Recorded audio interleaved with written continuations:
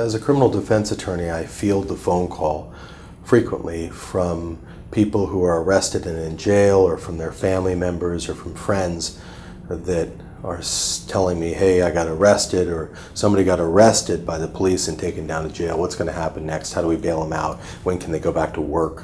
What's going on? We're scared. And the answer on that is fairly simple, fairly direct. And it really is based on two hearings or two events. And the first one is anytime that a police officer arrests somebody and takes them down to jail based on their determination of probable cause, a judge needs to check that determination of probable cause. It's a check and balance. And that has to happen by court rule within 48 hours of when somebody is arrested. And so you can be assured that if somebody is taken down to jail and arrested within 48 hours, that a judge will determine whether or not that arrest was valid or not, and decide to continue to hold someone or not. At that hearing, your defense attorney can argue over bail, but the question is whether it's a wise idea to do so at that stage or not is another discussion altogether. If the judge decides that there is a determination of probable cause, then the prosecuting attorney has to decide whether or not they want to file right away and charge someone right away with a crime. And the court rules require that they do so within 72 hours of somebody being arrested and taken into jail.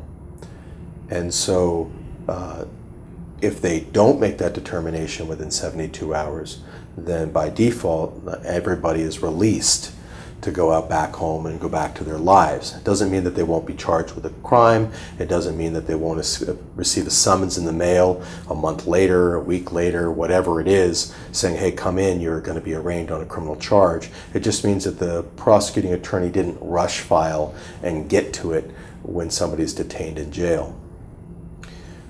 The always secondary question I get on these is, well, what about weekends and holidays? Where does that factor in? For the 48-hour rule, it's within the judge's discretion whether or not they want to include weekends or holidays. My experience is generally judges do all they can to do the right thing, and so often I find that they do include, or the hearing is really within 48 hours, a true 48 hours. There are exceptions to that, and it depends on caseload, and it depends which holiday, but that's generally true.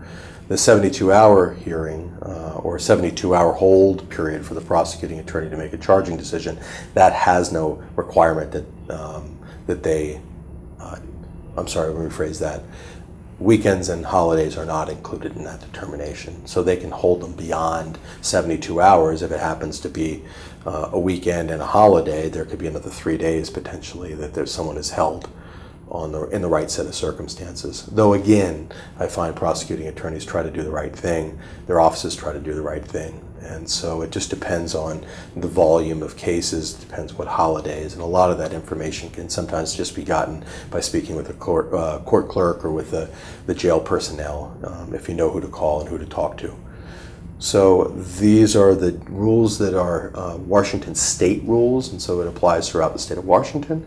And I hope this kind of gives people an idea what happens if you're arrested by a police officer and brought to jail.